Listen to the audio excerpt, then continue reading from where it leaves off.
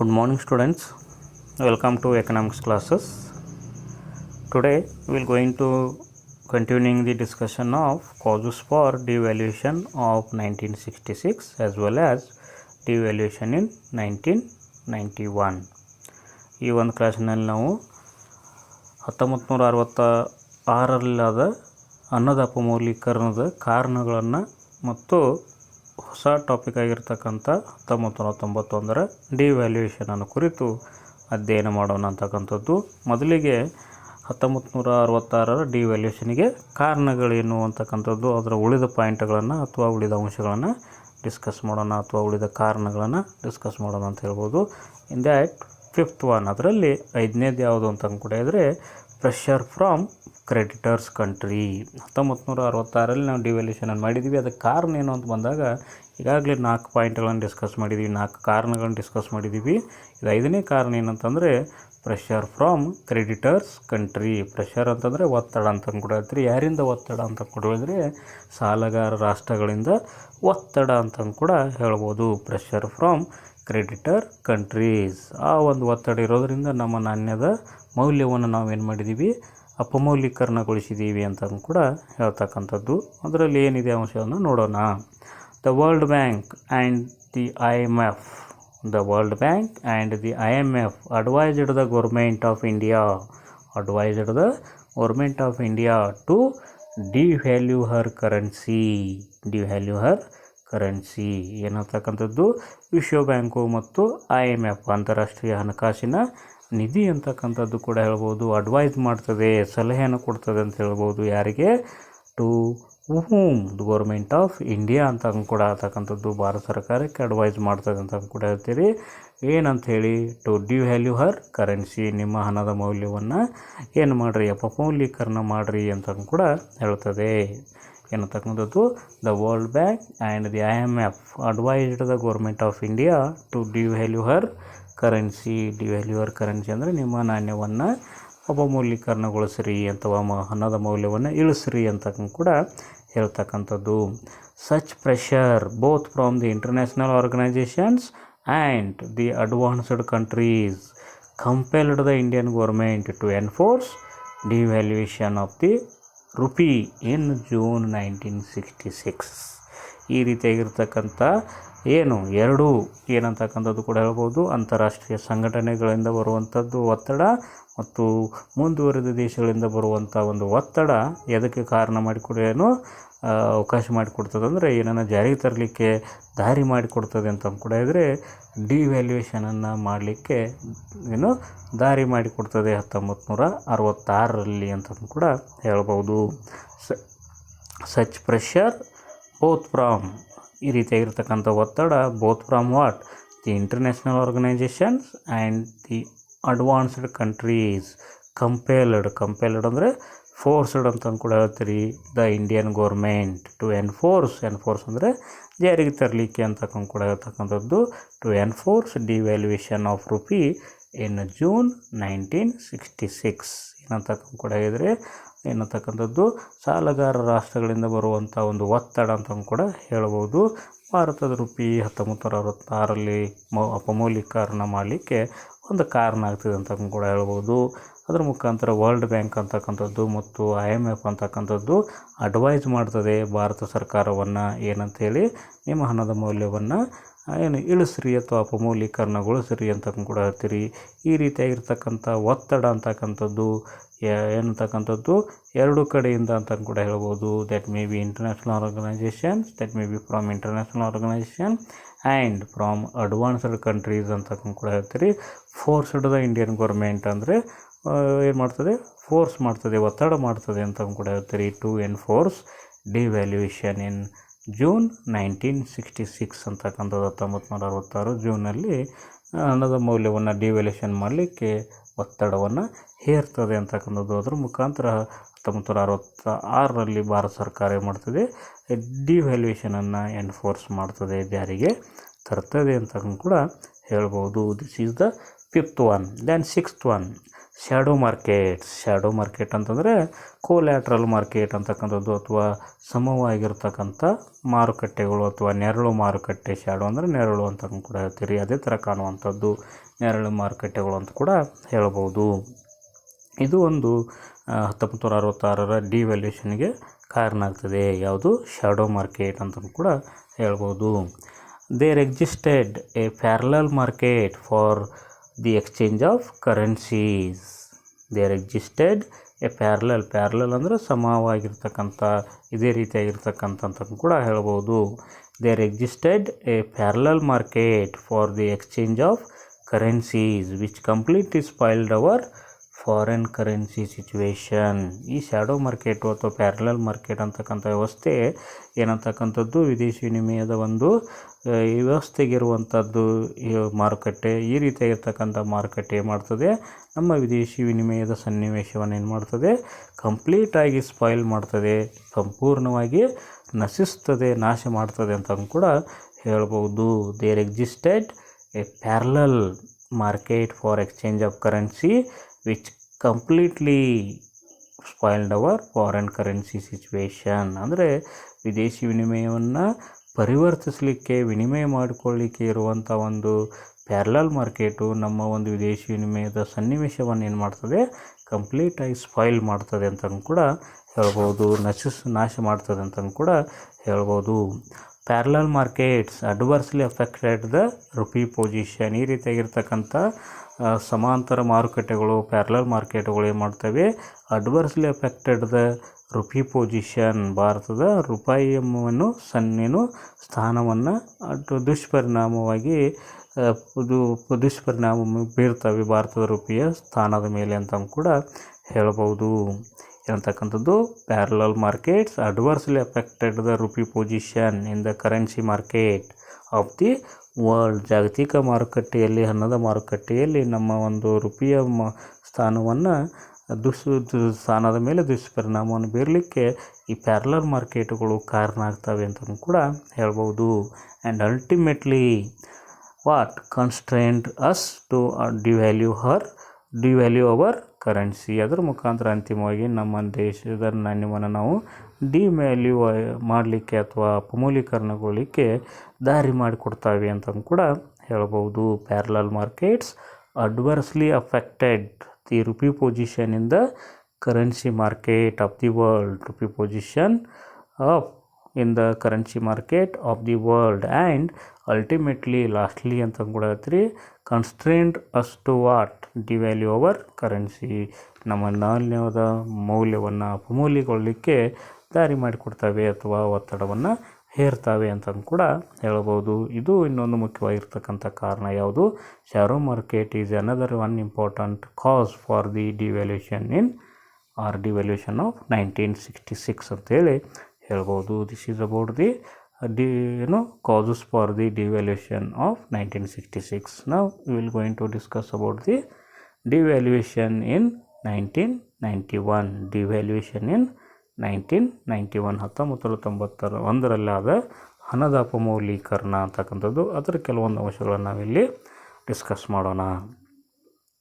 The Indian rupee has been devalued. Indian rupee has been devalued in 2 installments. Indian rupee has been devalued in 2 installments. 2 ಕಂತುಗಳಲ್ಲಿ ಏನಾಗ್ತದೆ? ಭಾರತದ ರೂಪಾಯಿ ಅಪಮೌಲ್ಯ ಆಗ್ತದೆ. ಭಾರತದ ರೂಪಾಯಿ ಅಪಮೌಲ್ಯ ಆಗ್ತದೆ ಅಂತ ಹೇಳ್ತೀರಿ. ಯಾವಾಗ? ಮೊದಲ ಬಾರಿ ಯಾವಾಗ ಅಂದರೆ first on Monday and then on Wednesday. ಹೌದಾ? ಮೊದಲಿಗೆ ಮಂಡೇ ಅಂದರೆ ಸೋಮವಾರ ಆಗ್ತದೆ. ಅದರ ನಂತರ 2ನೇ ಬಾರಿಗೆ ಯಾವಾಗ ಆಗ್ತದೆ ಅಂದರೆ ವೆಡ್ನೆಸ್ಡೇ ಆಗ್ತದೆ, ಬುಧವಾರ ಆಗ್ತದೆ ಅಂತ ಹೇಳ್ತೀರಿ. ಮಂಡೇ ಅಂದರೆ ಏನಂತಕ್ಕಂಥದ್ದು ಕೂಡ ಹೇಳ್ತೀರಿ 1/7/1991 ಏನಾಗ್ತದೆ? ಸೋಮವಾರ ಅಂತ ಕೂಡ ಹೇಳ್ತೀರಿ. ಅದರ ಮುಖಾಂತರ ವೆಡ್ನೆಸ್ಡೇ ಅಂತಂದರೆ ಬುಧವಾರ 2/7/1991 ಆಗ್ತದೆ ಅಂತ ಕೂಡ ಹೇಳ್ಬೋದು. ಏನು ಹೇಳ್ತಾರೆ?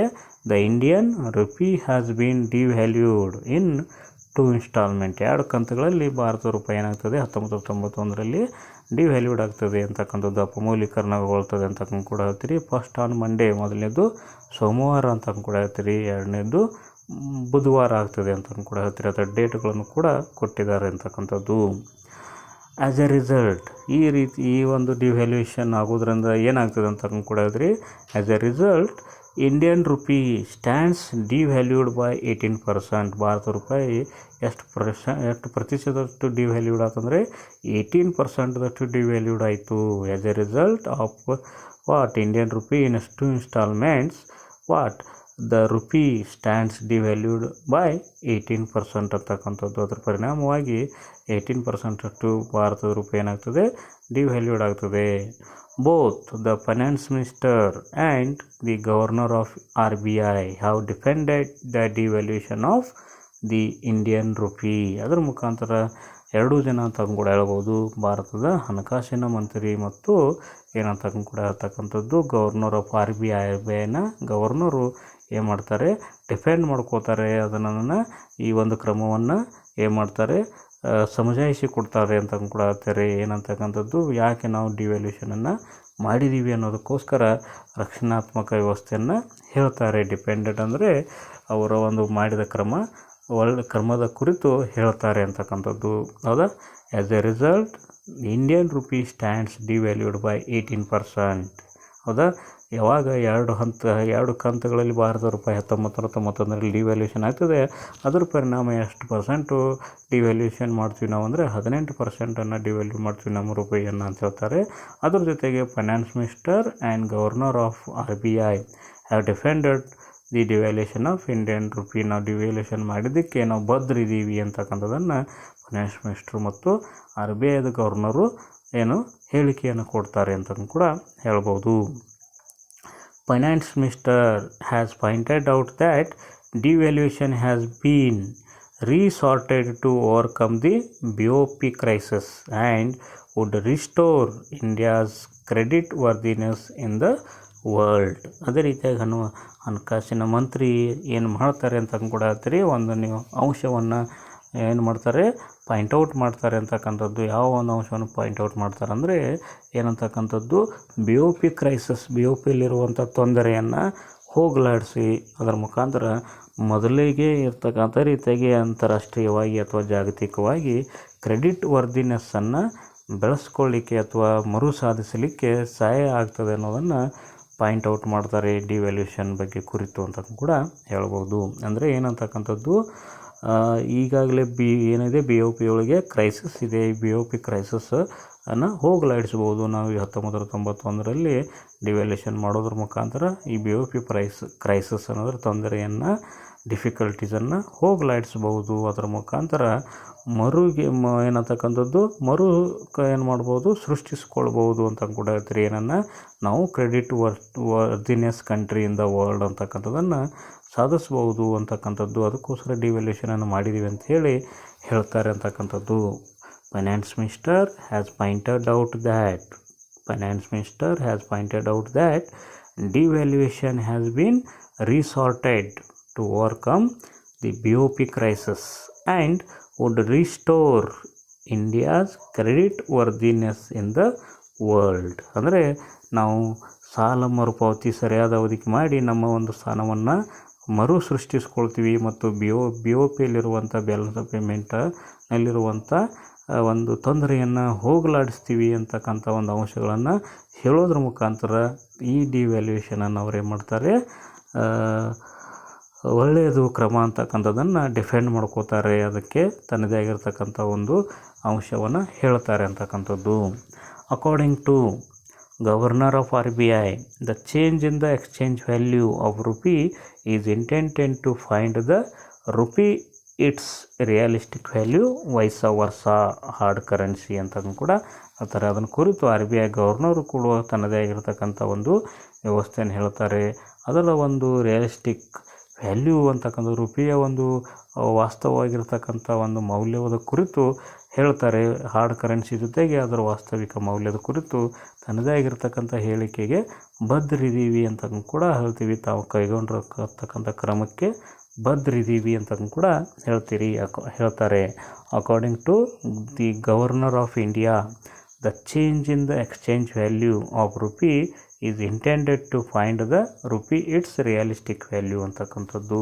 ನಾವು ಏನು ಉದ್ದೇಶ ಇಟ್ಟುಕೊಂಡಿದ್ದೀವಿ ಅಂತಕ್ಕಂಥದ್ದು ಕೂಡ ಹೇಳಿದರೆ ಹಾರ್ಡ್ ಕರೆನ್ಸಿ ಜೊತೆಗೆ ನಮ್ಮ ಹಣದ ಮೌಲ್ಯ ಏನಾಗಿದೆ ವಾಸ್ತವವಾಗಿರ್ತದೆ ಅಂತಕ್ಕಂಥದ್ದನ್ನು ಹೇಳ್ತಕ್ಕಂಥದ್ದು. ಕರೆನ್ಸಿ ಜೊತೆಗೆ ನಮ್ಮ ಹಣದ ಮೌಲ್ಯನೂ ಕೂಡ ವಾಸ್ತವಿಕವಾಗಿ ಸಮ ಇರ್ತದೆ ಅಂತಕ್ಕಂಥದ್ದನ್ನು ಏನು ಮಾಡ್ತಾರೆ ಡಿಫೆಂಡ್ ಮಾಡ್ಕೋತಾರೆ ಅಂತ ಕೂಡ ಹೇಳ್ಬೋದು RBI ಗವರ್ನರ್.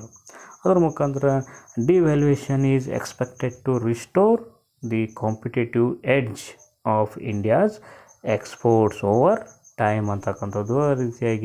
ಈ ರೀತಿಯಾಗಿರ್ತಕ್ಕಂಥ ಡಿವ್ಯಾಲ್ಯೂಯೇಷನ್ನು ಏನು ಮಾಡ್ತದೆ ಅಂತಂದರೆ ತನ್ನದೇ ಆಗಿರ್ತಕ್ಕಂಥ ಪೈಪೋಟಿ ಸಾಮರ್ಥ್ಯವನ್ನು ಮರುಸ್ಥಾಪಿಸಿಕೊಳ್ಳಲಿಕ್ಕೆ ಸಹಾಯಕ ಆಗ್ತದೆ ಮತ್ತು ಎಕ್ಸ್ಪೋರ್ಟ್ಸನ್ನು ಹೆಚ್ಚು ಮಾಡಲಿಕ್ಕೆ ಅವಕಾಶ ಆಗ್ತದೆ ಅಂತಕ್ಕಂಥ ಒಂದು ಡಿಪೆಂಡೆಂಟನ್ನು ಅವರು ಮಾಡ್ತಾರೆ ಅಥವಾ ಅದರ ಮುಖಾಂತರ ಡಿಪೆಂಡ್ ಮಾಡ್ಕೋತಾರೆ ಅಂಶವನ್ನು ಅಂತ ಕೂಡ ಹೇಳ್ತಾರೆ. ಬದ್ಧತೆ ಇದೆ ಅದಕ್ಕೆ ಅಂತಕ್ಕಂಥದ್ದನ್ನು ಹೇಳ್ತಾರೆ. ಅಂದರೆ ಒಟ್ಟಾರೆಯಾಗಿ ಏನಂತಕ್ಕಂಥ ಕೂಡ ಹೇಳ್ತೀರಿ 1991 ಅಪಮೌಲ್ಯೀಕರಣ, ಹಣದ ಅಪಮೌಲ್ಯೀಕರಣ 2 ಹಂತದಲ್ಲಿ ಆಗ್ತದೆ. 2 ಹಂತದಲ್ಲಿ ಅಂತಂದರೆ ಒಂದು ಸೋಮವಾರ, ಇನ್ನೊಂದು ಬುಧವಾರ ಆಗ್ತದೆ ಅಂತ ಕೂಡ ಹೇಳಬಹುದು. ಅದರ ಮುಖಾಂತರ ಈ ರೀತಿಯಾಗಿರ್ತಕ್ಕಂಥ ಹಣದ ಅಪಮೌಲ್ಯದ ಪರಿಣಾಮ ಎಷ್ಟು ಪರ್ಸೆಂಟ್ ನಾವು ನಮ್ಮ ಹಣದ ಮೌಲ್ಯವನ್ನು ರೆಡ್ಯೂಸ್ ಮಾಡ್ತೀವಿ ಅಂತಂದರೆ ಡಿವ್ಯಾಲ್ಯೂ ಮಾಡ್ತೀವಿ ಅಂದರೆ 18% ರೆಡ್ಯೂಸ್ ಮಾಡ್ತೀವಿ. ಅದನ್ನು ಈ ಒಂದು ಕ್ರಮವನ್ನು both finance minister and the governor of the RBI depended ಅಂತಕ್ಕಂಥದ್ದನ್ನು ಯಾಕೆ ಮಾಡಿದ್ದೀವಿ ಅನ್ನೋದನ್ನು ಸಮಜಾಯಿಸಿಕೊಳ್ತಾರೆ ಅಂತ ಕೂಡ ಹೇಳ್ಬೋದು. ಅದರ ಮುಖಾಂತರ ಈ ರೀತಿಯಾಗಿರ್ತಕ್ಕಂಥ ಡಿವ್ಯಾಲ್ಯೂಷನ್ ಮಾಡೋದ್ರಿಂದ ಏನಾಗ್ತದೆ ಅನ್ನೋದನ್ನು ಫೈನಾನ್ಸ್ ಮಿನಿಸ್ಟ್ರು ತಮ್ಮದೇ ಆಗಿರ್ತಕ್ಕಂಥ ವ್ಯವಸ್ಥೆನ ಹೇಳ್ತಾರೆ. BOP ಪ್ರೈಸಸನ್ನು ಓವರ್ಕಮ್ ಮಾಡಲಿಕ್ಕೆ ಮತ್ತು ಏನಂತಕ್ಕಂಥದ್ದು ಕ್ರೆಡಿಟ್ ವರ್ದಿನೆಸ್ಸನ್ನು ರಿಸ್ಟೋರ್ ಮಾಡಲಿಕ್ಕೆ ಈ ರೀತಿಯಾಗಿರ್ತಕ್ಕಂಥ ಕ್ರಮವನ್ನು ನಾವು ಮಾಡಿದ್ದೀವಿ ಅಂತ ಕೂಡ ಹೇಳ್ತಾರೆ. ಅದೇ ರೀತಿಯಾಗಿ RBI ಗವರ್ನರು ಕೂಡ ಇದೇ ರೀತಿಯಾಗಿರ್ತಕ್ಕಂಥ ವ್ಯವಸ್ಥೆನೇ ಹೇಳ್ತಾರೆ ಅಂತಕ್ಕಂಥದ್ದು. ಏನು ಹಾರ್ಡ್ ಕರೆನ್ಸಿ ಜೊತೆಗೆ ಏನಂತಕ್ಕಂಥದ್ದು ನಮ್ಮ ಡಿವ್ಯಾಲ್ಯೂಡ್ ಮಾಡಿರ್ತಕ್ಕಂಥ ಕರೆನ್ಸಿಯ ಒಂದು ವ್ಯವಸ್ಥೆಯನ್ನು ಸಮಗೊಳಿಸುವ ಒಂದು ಉದ್ದೇಶಕ್ಕೋಸ್ಕರ ಈ ರೀತಿಯಾಗಿರ್ತಕ್ಕಂಥ ಡಿವ್ಯಾಲ್ಯೂಷನನ್ನು ಮಾಡಿದ್ದೀವಿ ಅಂತಕ್ಕಂಥದ್ದನ್ನು ಹೇಳ್ತಾರೆ ಅಂತಕ್ಕಂಥದ್ದು ಮುಖ್ಯವಾಗಿರ್ತಕ್ಕಂಥ ಅಂಶ. ಅದ್ರ ಜೊತೆಗೆ ನಮ್ಮ ಒಂದು ಸ್ಪರ್ಧಾತ್ಮಕ ಶಕ್ತಿಯನ್ನು ಮರುಸ್ಥಾಪಿಸಿಕೊಳ್ಳಿಕ್ಕೆ ಈ ಡಿವ್ಯಾಲ್ಯೂಷನ್ನು ಸಹಾಯಕ ಆಗ್ತದೆ. ಅದರ ಮುಖಾಂತರ ಎಕ್ಸ್ಪೋರ್ಟ್ಸನ್ನು ಹೆಚ್ಚು ಮಾಡ್ಬೋದು ನಾವು ಅಂತಕ್ಕಂಥದ್ದು ಕೂಡ ಒಂದು ಕಾರಣವನ್ನು ಕೊಡ್ತಾರೆ ಡಿವ್ಯಾಲ್ಯೂಷನ್ನ ಮಾಡಿದ್ದಕ್ಕೆ ಅಂತ ಕೂಡ ಹೇಳ್ತಾರೆ. Devaluation is expected to restore the competitive edge. Competitive edge ಅಂತಂದರೆ ಸ್ಪರ್ಧಾತ್ಮಕ ಹಂತವನ್ನು ರಿಸ್ಟೋರ್ ಮಾಡಲಿಕ್ಕೆ ಈ ಡಿವ್ಯಾಲ್ಯೂಷನ್ ಸಹಾಯಕ ಆಗ್ತದೆ ಅಂತ ಕೂಡ ಹೇಳ್ತಾರೆ. Devaluation is expected to restore the competitive edge of the India's export over a time. ಅಂದರೆ ಮುಂದಿನ ಅವಧಿಯಲ್ಲಿ ತನ್ನದೇ ಆಗಿರ್ತಕ್ಕಂಥ ರಫ್ತುಗಳನ್ನು ಹೆಚ್ಚಿಸಲಿಕ್ಕೆ ಡಿವ್ಯಾಲ್ಯೂಷನ್ನು ಸಹಾಯಕ ಆಗ್ತದೆ ಅನ್ನೋದನ್ನು ಡಿಫೆಂಡ್ ಮಾಡ್ಕೋತಾರೆ ಅಂತಕ್ಕಂಥದ್ದು. ಓಕೆ, ಧನ್ಯವಾದಗಳು. Thank you.